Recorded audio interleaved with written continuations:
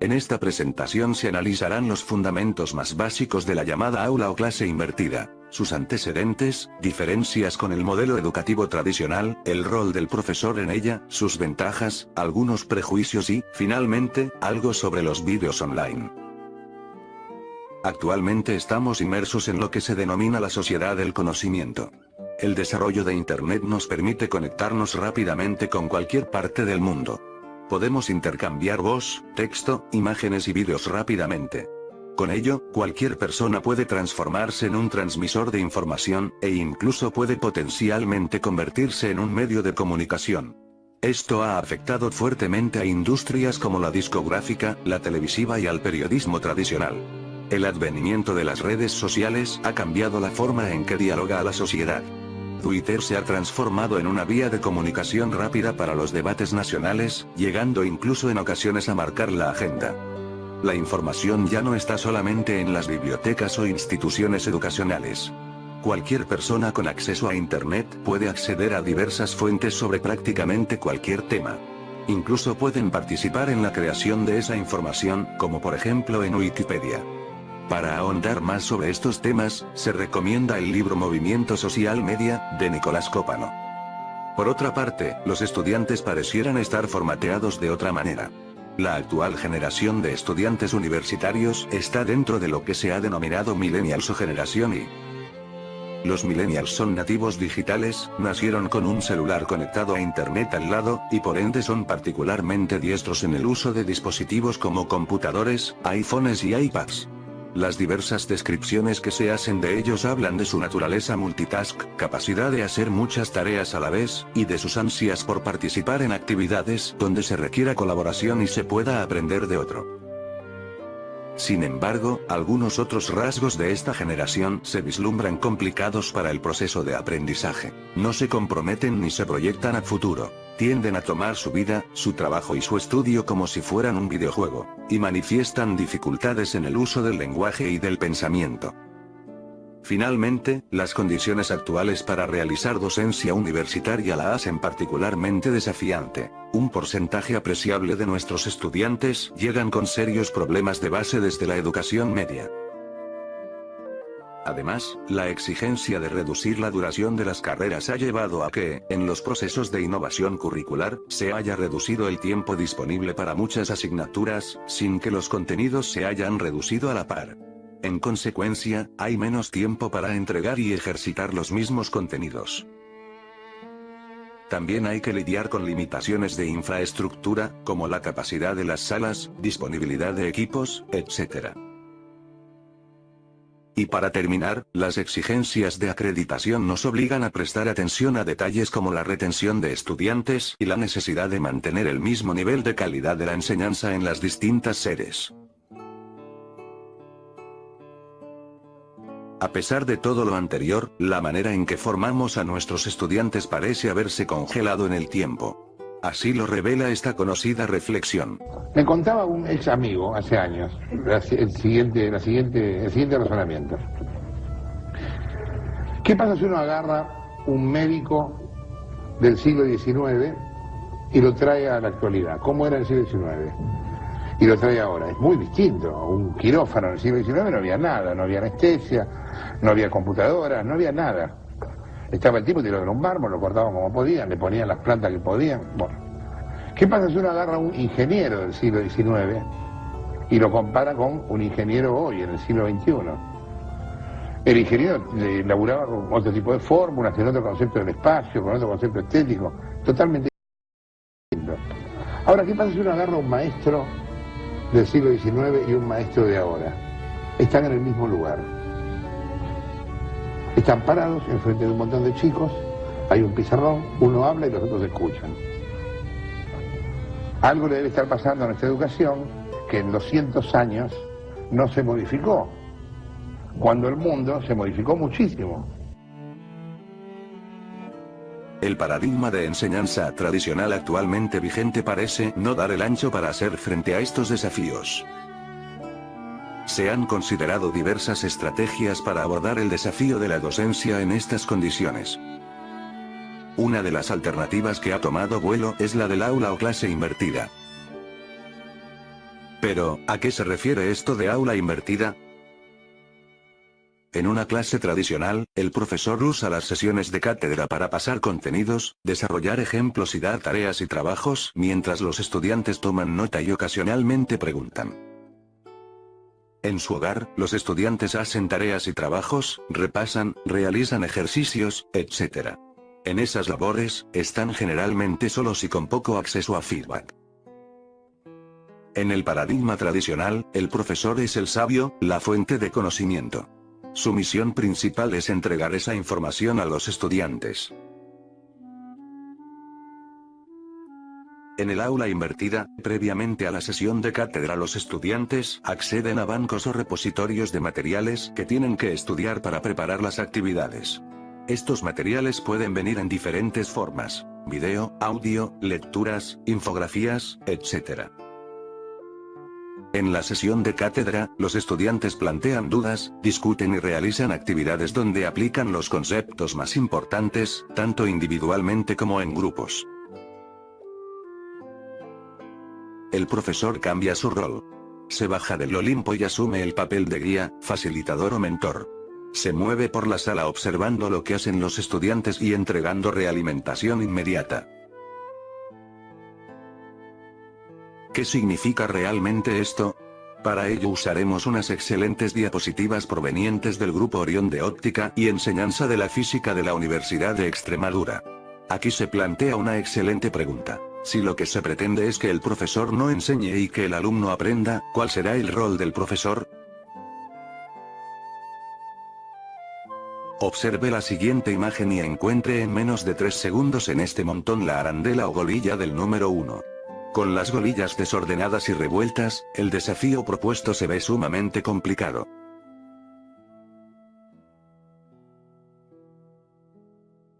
Ahora, vea la siguiente imagen, donde aparecen las golillas ordenadas. ¿Cree que le será más fácil la búsqueda?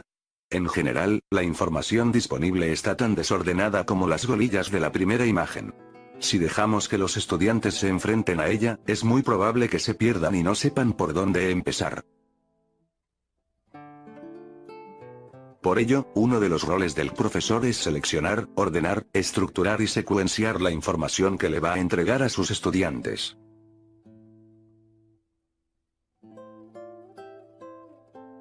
Consideremos la siguiente situación. Se le pide memorizar la serie de letras mostrada en la figura en 20 segundos. De esta manera, sin ninguna información que le dé sentido a la secuencia, se hace difícil lograr lo solicitado. Ahora se le pide intentarlo de nuevo, pero entregando información adicional que le da sentido a la secuencia. Con ello, todo se simplifica. Lo anterior ilustra otro de los roles del profesor: ayudar a que los estudiantes descubran la lógica interna de lo que van a aprender, es decir, la forma en que funciona y adquiere sentido. La organización de la información y la ayuda en la búsqueda del sentido apuntan finalmente a facilitar el proceso de aprendizaje de sus alumnos, en el sentido de propiciar las condiciones para que el aprendizaje suceda.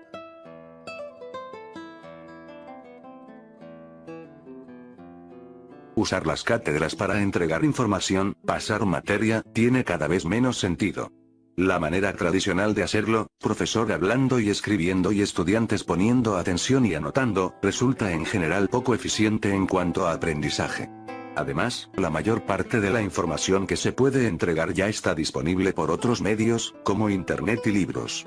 Y, finalmente, hay cada vez menos tiempo en las cátedras para hacer esto. El docente, en su rol de guía, mentor o facilitador, tiene que priorizar los contenidos más relevantes, organizarlos de manera de facilitar su aprendizaje, generando actividades adecuadas, y guiar a los estudiantes durante las cátedras para que adquieran los aprendizajes.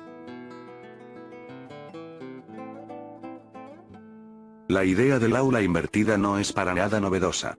Ya en el siglo XIX, en los cursos de ingeniería de la Academia Militar de West Point, se entregaba a los estudiantes materiales para ser trabajados en sus hogares.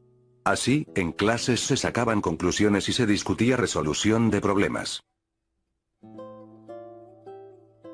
Los denominados inventores del concepto de aula invertida son los profesores de química Jonathan Bergman y Aaron Sams, del Instituto Woodland Parks de Colorado, Estados Unidos. El año 2007 empezaron a publicar sus clases por internet y a invertir sus clases, logrando mejoras en el rendimiento de sus estudiantes. En el siguiente video los propios Bergman y Sams describen su labor. I'm Aaron Sams and I teach science here at Woodland Park High School. My ultimate goal, I guess, as a teacher is to help students become learners who can learn for themselves and by themselves. One of the problems that I was guilty of even prior to flipping my classroom around was the classroom was centered around me. I told them exactly what to learn, how to learn it, what assignments to do to learn it, and when to learn it, and how to prove to me that they learned it. I don't do that anymore. We changed the plates in which content is delivered. Instead of standing in front of a class and delivering, here's how you do this type of problem, here's how this works, I deliver that direct instruction now asynchronously at home through these videos that we make with Camtasia Studio. Times till whole. Oh, we didn't do that last time. The last step, they were already whole numbers. We had 1, 1, and 4. Here we don't have a whole number. So here's a few little tricks when you need to multiply by whole numbers. If one of your numbers ends in 0.5, you're going to multiply by 2. Or something 0.5 times it by 2. Right. Okay, write this down, guys. Yes. If something ends in 0.3 or 0.33 or 0.66, you multiply by 3. And when the kids come to class, they don't show up to learn new stuff. They show up to apply the things that they learn at home and to ask me questions about the things they learned at home. So now they can have my lesson, if you will, what I would normally have stood up and lectured to them in class with some added features. They get that at home, and then what they were expected to do for homework is now what they do in my class. Life is different for me because I no longer am the guy who stands up in the front of the classroom and just yaks at a student for an hour or however long the class is. Now I walk around the class and I help kids. I'm a tutor, I'm a guide, I'm the putter-outer of fires, whatever it happens to be in my crazy chemistry class. I walk around and do that. I don't stand up front and teach under the kind of the traditional model. I'm Aaron Sams. I'm a teacher, I'm a dad, I'm a husband, and I love Camtasia Studio.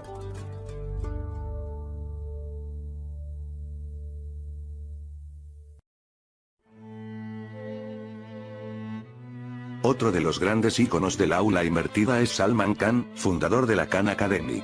El año 2004 empezó a dar clases de matemáticas por internet a su prima Nadia. Sus clases fueron vistas por otras personas, siendo valoradas por su utilidad. El aula invertida presenta, al menos en principio, las siguientes ventajas. Permite un uso más eficiente del tiempo de aula, pues lo que antes se dedicaba a entrega pasiva de información se puede aprovechar para actividades más efectivas para el aprendizaje, como metodologías activas. Esto es muy relevante considerando los tiempos de aula cada vez más restringidos. Además, permite la entrega de contenidos de forma más eficiente.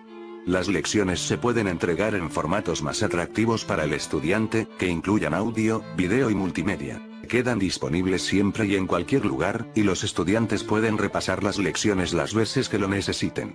Además, se puede seguir entregando contenidos aunque se interrumpan las clases por cualquier motivo.